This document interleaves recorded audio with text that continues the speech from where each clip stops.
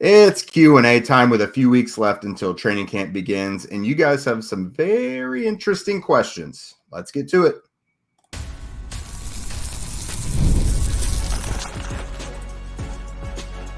You are Locked On Colts, your daily Indianapolis Colts podcast. Part of the Locked On Podcast Network, your team every day. All right. Thanks for tuning in and making us your first listen of the day. This is your daily podcast covering your Indianapolis Colts, part of the Locked On Podcast Network, your team every day. And today's show is brought to you by our friends at FanDuel. Make every moment more. As playoffs wind down, the sports stop sporting like we want them to. But this summer, FanDuel is hooking up all customers with a boost or a bonus daily. That's right. There's something for everyone every day, all summer long. So visit FanDuel.com/lockedon to get started. What's up, pals? This is Jake Arthur and Zach Hicks from HorseshoeHuddle.com. I am your resident credentialed media member for the Colts, and Zach is our resident film expert. Nobody is better. And on today's show, we opened up the floor to you guys for a little more Q&A session over on our YouTube page. We opened up the floor over on the community tab. Facebook and Twitter as well. So reaching out to all branches here. And you guys gave us some really good stuff, almost too much to fit into one episode. So we kind of broke it down into personnel/roster breakdown related questions, schematics and play calling, and then miscellaneous / let's get weird, because there are a couple good ones there. So first up is from @BigCG3. Address the Jaylin Simpson potentially starting rumors, please. So I'll start by saying I haven't heard those rumors. I mean, initially when they drafted him, I thought, that could be someone who could actually compete for a starting free safety spot, because that does seem to be the starting spot that is most available. But at cornerback, I do not see that happening, at least not with what I saw at OTAs and the mini camps. So far, he's running with the third group, seems to be competing, I figure, in the long run throughout training camp with Darrell Baker Jr. for that spot. When I did a roster projection, I believe I left Simpson off just because I just haven't seen enough yet, and I need to see him battling with someone like Baker, who he's not safe, but we know that as a guy they were comfortable with having on the roster all throughout last year. So I don't know about you, Zach, but I would say Simpson is closer to the roster bubble than starting.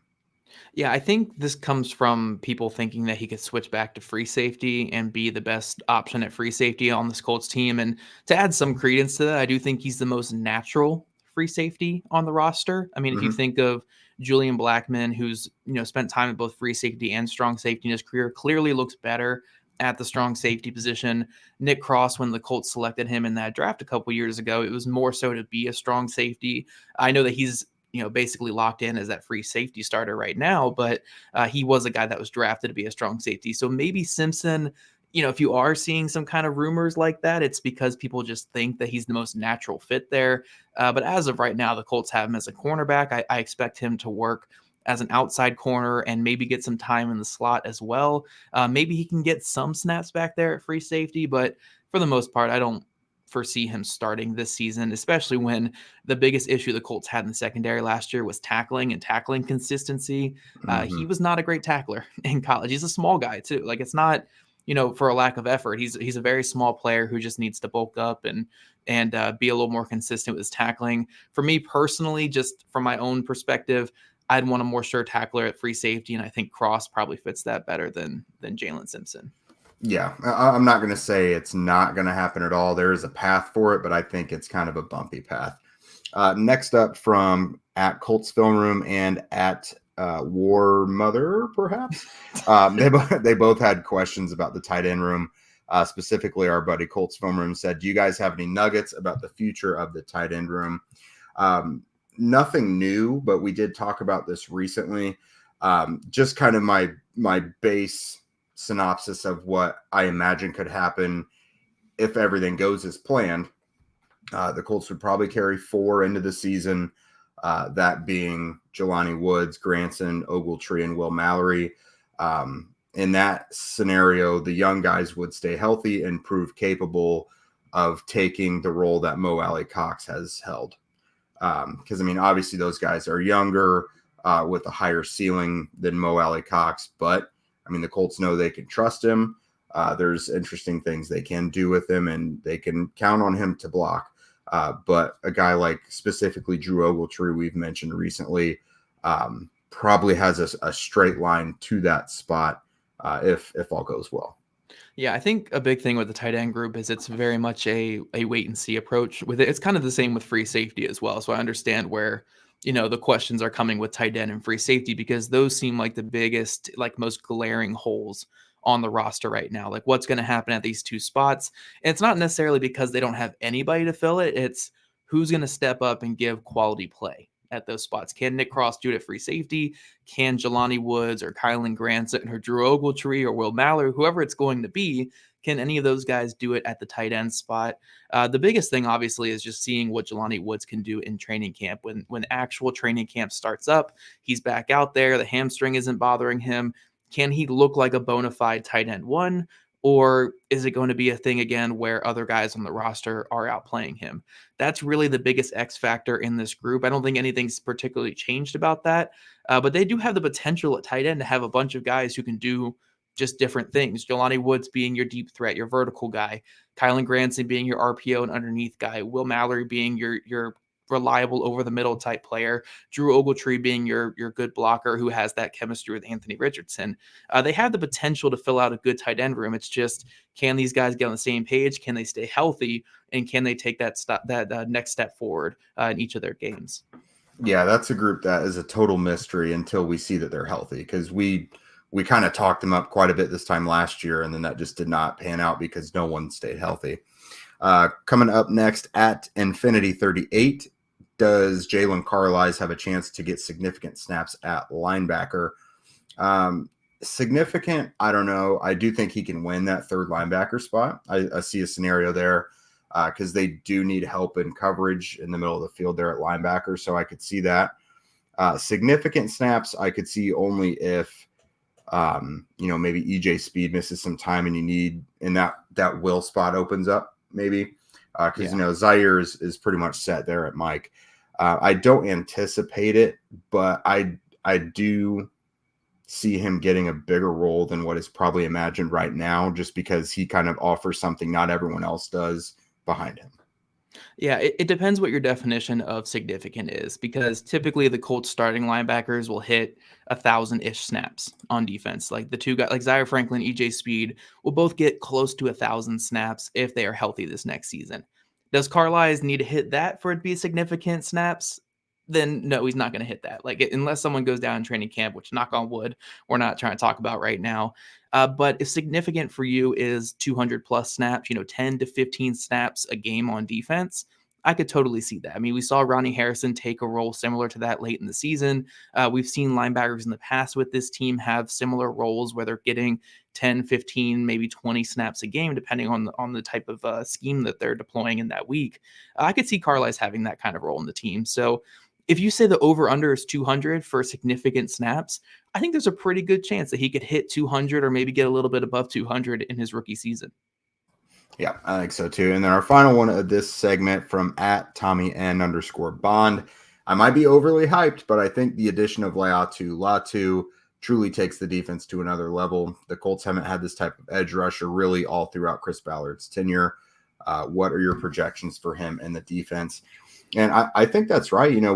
We've talked about, and not just us being really optimistic, but I've heard like other NFL guys like Daniel Jeremiah, for example, like other guys that cover the entire NFL talk about, this is a talent-wise, this is like a Bosa level type of prospect, which is accurate. The big X factor is obviously the health of his neck and, his longevity. But in terms of talent and ceiling and everything, yeah, you're looking at potentially the next great Colts pass rusher behind Freeney and Mathis. Yeah, my dog thinks so too. Yeah. But yeah, I that's the potential of it. We're just gonna have to wait and see what it does. I do want to say with that though, like let's give the kid a little patience, because I don't think he's gonna have like an enormous role immediately, because he is part of a really deep group of pass rushers. Yeah. One thing I'll say really quick, because I know we got to get to our next segment, is if this Colts defense is going to be any good this year, it's going to start in the trenches with this defensive line. This defensive line needs to carry the load this season. And the one thing they lacked last year when it came to this is that closing pass rusher. I don't care if Latu is a rotational guy the first 3 quarters, but when the fourth quarter comes along, him and Buckner and these guys up front need to be able to close out games. So I have the expectations that he can be that guy for this Colts team. I know, like you said, he's a young player, give him some time, but I do think by the second half of his rookie season, I'm fully expecting guys like him and Buckner to be the catalyst to a good defensive season for the Colts.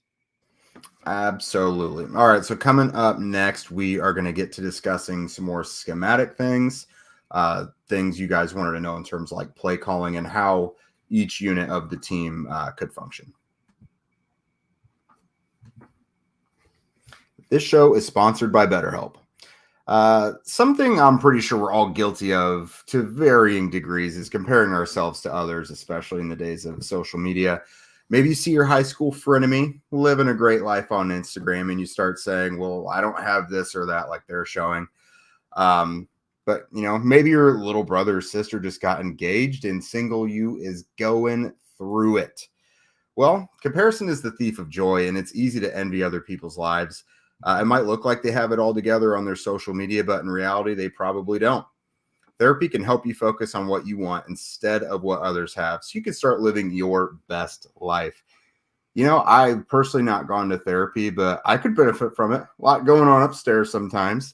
I am, again, guilty of comparing myself to others sometimes on social media. But, you don't know what's going on in those people's lives. Like maybe their house is haunted.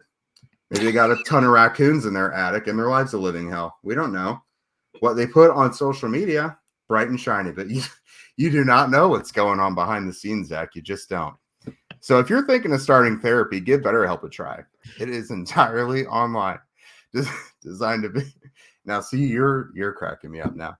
Designed to be convenient, flexible, and suited to your schedule. Just fill out a brief questionnaire to get matched with a licensed therapist and switch therapists anytime for no additional charge. Stop comparing and start focusing with BetterHelp. Visit BetterHelp.com/lockedon today to get 10% off of your first month. That's BetterHelp, HELP.com/lockedon.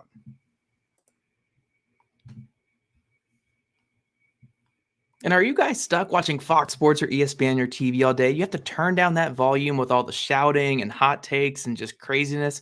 Make the switch to Locked On Sports today, where you get your local experts that actually know what they're talking about when it comes to the local teams. A free 24/7 sports streaming channel is programmed for you every day to bring you the biggest stories without all the screaming. Locked On Sports today brings you the can't miss analysis, opinions, and news. Streaming 24/7 on YouTube or on the free Amazon Fire TV channel. Is that part of the Locked On Podcast Network? Your team every day. All right, Jake, let's get back to our Q&A here. We're talking schematics. We're talking nerd stuff. That's why I am here. Jake, I'll leave you talking about the raccoons and the haunts and all that stuff. I can say that because I've lived it. Okay. You've lived the haunted part. No.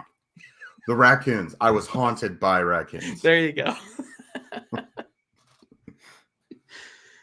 Oh man! All right, get us. What's this first one here, Jake? Okay, all right. What's the first one here? From @CJ86, how different will Shane Steichen's offensive scheme look compared to last year? Now that Anthony Richardson is back leading the offense, and for me, you got to look at those 4 games he was in there, but also that's a kid who was just starting to get his feet under him in his career, like getting the fire hose of information.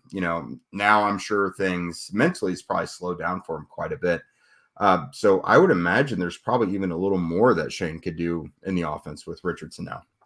Yeah, I think, when you really look at it schematically, I don't think too much changes on offense. Like, obviously, there was a lot of tailoring the offense to Gardner Minshew in terms of the RPOs and a little bit of the empty stuff just to make things easier for Minshew.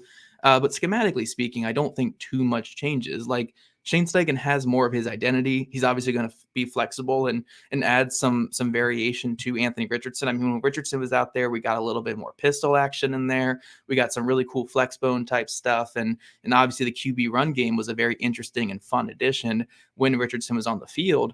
But for the most part, Steichen is who he is. He's going to lean on those RPOs. He's going to lean on some RPRs, the inside zones in the run game. And in the passing game, it's going to be about explosive football and building confidence in the short game to open up that big time explosive football down the field.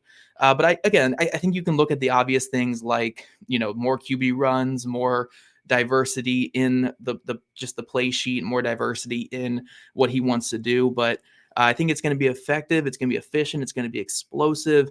And at the end of the day, this offense is not going to face as much man coverage. It's not going to face as much, single high because they have that QB running threat with Anthony Richardson in the backfield. So it's not so much schematically going to change with this Colts offense, but more so what they're seeing on the other side of the field, where with Minshew, all you have to do is sit and press man coverage, and he's going to throw hospital balls all day. Or, you just got to be worried about the RPO game.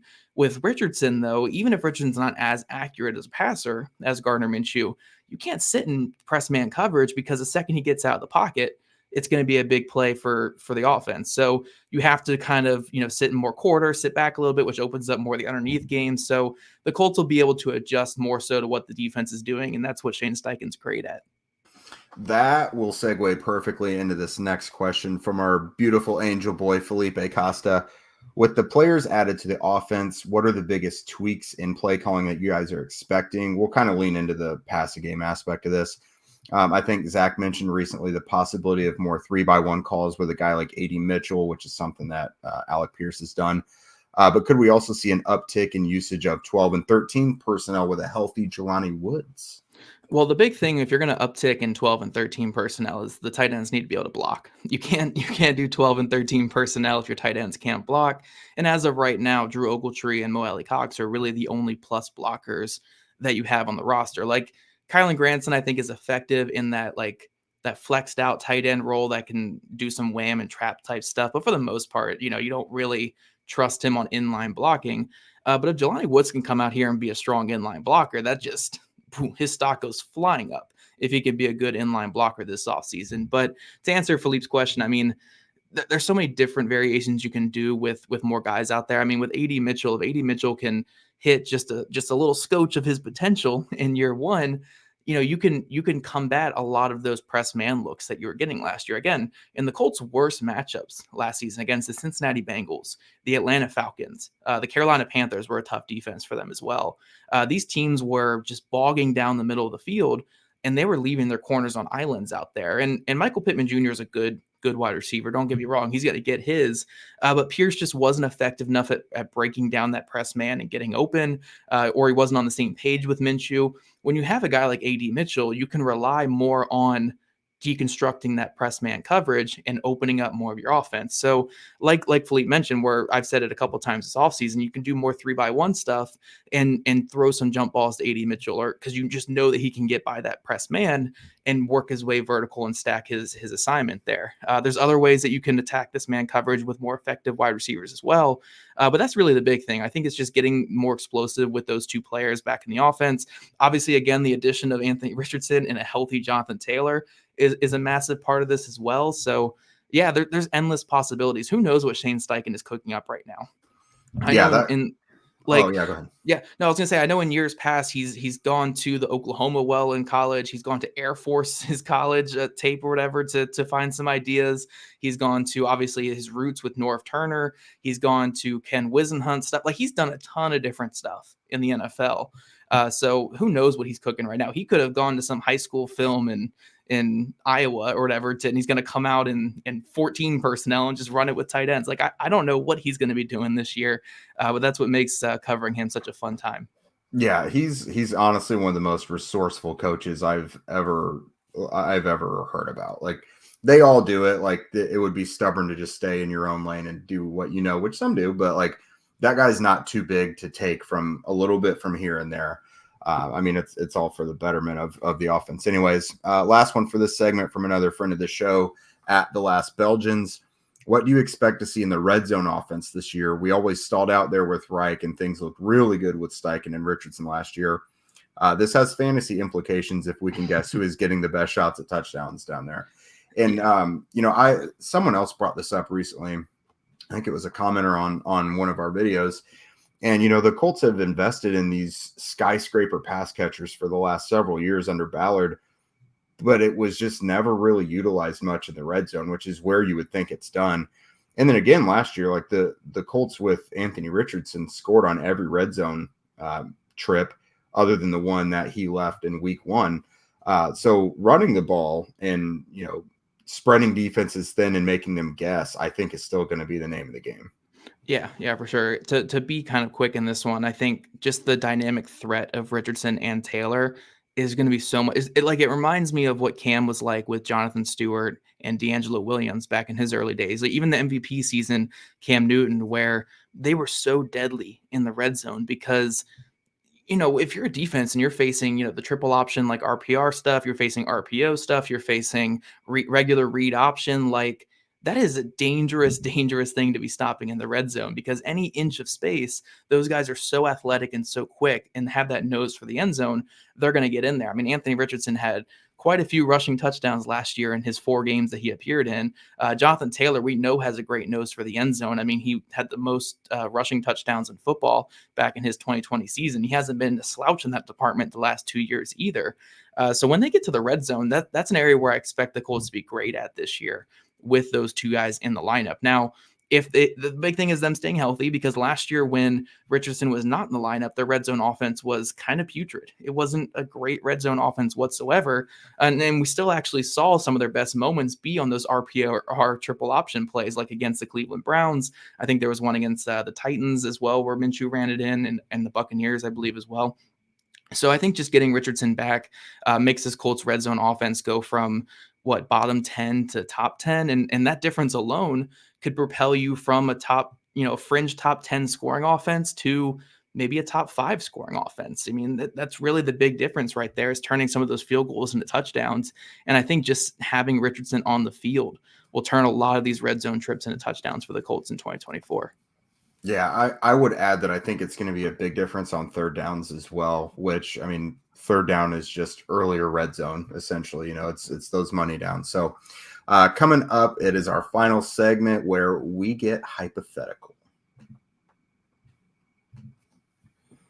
You know what? I love sports. I love them so much I never want them to stop. But as the playoffs wind down, we get fewer games, and then the sports aren't sporting like I want them to. But FanDuel lets me keep the sports going whenever I want. All I have to do is open the app and dream up bets anytime that I am in the mood. And this summer, FanDuel is hooking up all customers with a boost or bonus daily. That's right. There's something for everyone every day, all summer long. So tonight, the Fever hit the court again tonight in Vegas against the Aces. It's not looking pretty according to the bettors. 13.5-point dogs to Asia Wilson's squad. So head over to FanDuel.com/lockedon and start making the most out of your summer. FanDuel, official sports betting partner of Major League Baseball. Okie doke. So up first is from @Kyle Winslow. This is an interesting one that we haven't been asked yet at all this offseason, so I'm glad to get to talk about it real quick. When is the new turf in Lucas Oil Stadium being installed? Do we know anything about the new turf, or are we going to lead the league in injuries for the 20th straight year, or will the new turf help? So I don't know exactly what kind of new turf it's going to be. I know they were taking it out before the U.S. swimming trials, which concluded last week, I believe. So the old turf's out. That turf was like some of the worst in the stadium in terms of player satisfaction. I think that was the slit surface or whatever it was called. But I think that's what was in MetLife. Like, players hate it. You can say it causes injuries. You can rebuke that. But, at the end of the day, the Colts always seem to get some huge injuries at home. So that's out. Again, I don't know exactly what the new turf is, but they have put new turf inside their indoor training facility. I noticed it, it feels a little cushier just walking on it. That could be because it was brand new when we were in there. But it definitely is different from what they had in there before. So, I hope there was some dialogue with the NFLPA or its representation somewhat, because again, I know the NFLPA was like totally against that type of the previous surface before. So hopefully it limits injuries, and hopefully the players are, a little more welcoming to it. I mean, at the end of the day, you're still putting it on top of concrete at Lucas Oil Stadium, which is not chill. I mean, so it's not going to be perfect, but hopefully it's a little better for how the players feel the next day. And of course, obviously for injuries. Yeah. I can't really say too much about when it's going in because you're more of our local expert when it comes to that kind of stuff. But I will say, the previous turf very much doesn't feel like they're putting it over top of concrete. It feels like they're putting concrete over top of it. And that's where a lot of the injuries kind of come in where, look, the ACLs and Achilles injuries and taking a bad step or getting hit weird, those injuries happen. Like, it's part of football. It's unfortunate. It stinks. It's the worst part about the game that we love. But those injuries that can be avoided are the ones where, a guy gets wrapped up, he gets tackled, and he falls to the turf.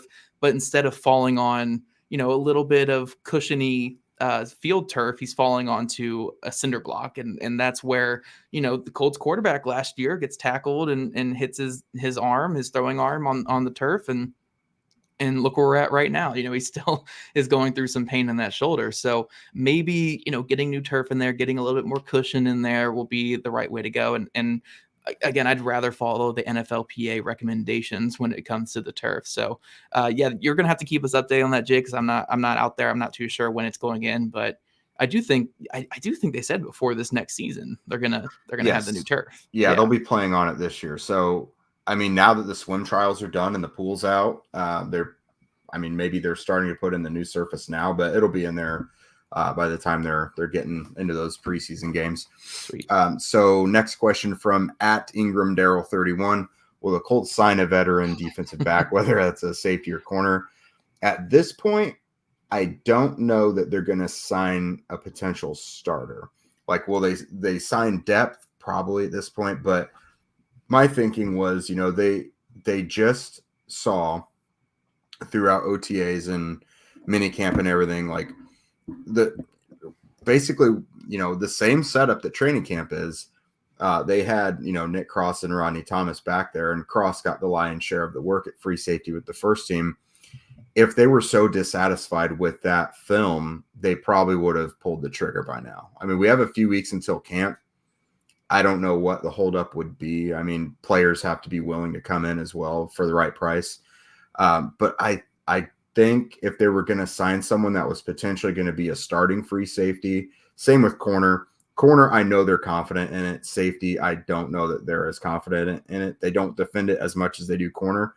But I think if they were going to bring in a new potential starting defensive back, they would have probably done it. Yeah, I don't have a ton to say on this because we've talked about it. I mean, like Daryl, you can go back to every single show we've done this off season. We've talked about signing a veteran at safety pretty much all off season. But for me, I would still give a 1-year incentive laden deal to Justin Simmons and tell him, hey, we're one of like 3 teams in the NFL that just runs cover 3 all day long, and you're perfect for it. Like, come have a great year, hit free agency next year and do your thing. That would be my pitch to him. But again, we've talked about it all off season about going out there and signing Justin Simmons and just upgrading this defensive back group. It doesn't look like the Colts are going to do that. So we've spent a lot of time talking about this, Jake. We've had whole episodes devoted to talking about this. I do think it's probably dead at this point, but who knows? I mean, Justin Simmons is still out there, so the dream still lives. But at this point, I'm just hoping Nick Cross has the greatest season that I never expected from him in 2024. Yeah, I mean, it certainly wouldn't hurt the defense to bring Simmons in. Last one of the day from @NickSpaghetti33.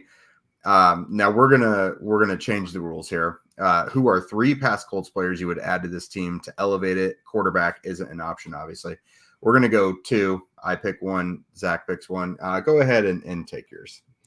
Oh man, so let's put some more rules on it real quick. Okay, yeah. It has to be a former player in their prime, really, okay, or just at whatever point they were playing for the Colts, to inject into this year's team to fill a hole or take them to the next level or whatever. Yeah. So for me, I do want to avoid like the obvious answers just because I want to be a dork about this. And I think the 2 that keep coming to mind are obviously Dallas Clark, because the tight end's such a hole and just having a guy with that athleticism would be great. But I think a really sneaky answer would be like Antoine Bethea at free safety. Mm-hmm. Over the top. Like him at free safety would really solidify a lot of the concerns I have at the defensive backfield, and just having that veteran presence who knows what he's doing. So I think I would go with Bethea just to avoid like the big obvious answers. Maybe Shaq Leonard in his prime. Yeah, honestly. But I think Bethea is kind of an underrated answer for this, and I think that's the way I want to go with this here, Jake. You can obviously go whatever way you want, but I want to go with Bethea just for that. I feel like it just plugs such a big hole, and just having that veteran leadership back there would be great. Yeah, Bethea is one of my favorite Colts players of all time, and obviously the first player I thought of was Bob Sanders, but that does feel like cheating. I'm going to go, this isn't going to be one that would blow the doors off or anything, but I think 2020 or 2022 Stephon Gilmore would be a huge asset to this team, honestly. That's you true. have the defensive front that you have. So the pass rush is going to be a lot better than it was. You know, you won't have issues like Terry McLaurin putting him on a poster because he had to cover for 6 seconds or whatever. And then you have a guy who still was covering really, really well and playing at a Pro Bowl level. Now, I don't want like 33, 34-year-old Gilmore necessarily, but the year the Colts had Stephon Gilmore, I thought he played awesome football. Yeah. So you put that on this team alongside Kenny Moore and Juju Brents, and, you know, you've got Jalen Jones and Dallas Flowers for depth. And I really like that secondary. I mean, you still have a hole at free safety. And if it's any player, you know, I guess I would put Bob Sanders back there, and you could move him and Julian Blackmon around because Bob was an absolute eraser and could play in the box or deep, whatever. But my non-cheating answer is Stephon Gilmore. Yes, and all you guys in the comments can be like, no, take Marvin, take Reggie. Well, obviously, guys, obviously we would take Jerome Pathon. Yeah. Andy Studebaker coming in to serve as the special teams alongside Grant Stewart. That's going to be my pick. But you guys let us know in the comment section who would you select of non-Hall of Fame players. Let's be a little bit fun with it there. Before we get out of here, though, I do want to remind you guys that Locked On has launched that first ever national sports 24/7 streaming channel on YouTube. And now it's also available on the Amazon Fire TV in the free Fire TV channels app. Locked On Sports Today is here for you 24/7, covering the top sports stories of the day with the local experts of Locked On, plus our national shows covering every single league. Find Locked On Sports Today now available in the free Fire TV channels app. And if you guys don't already, make sure you're following at Locked On Colts, at Jake Arthur NFL, at Zach Hicks 2, all on Twitter. Also, subscribe to us on YouTube, wherever you listen to your podcasts. We love your guys' ratings, reviews, and we'll catch you guys back here tomorrow afternoon.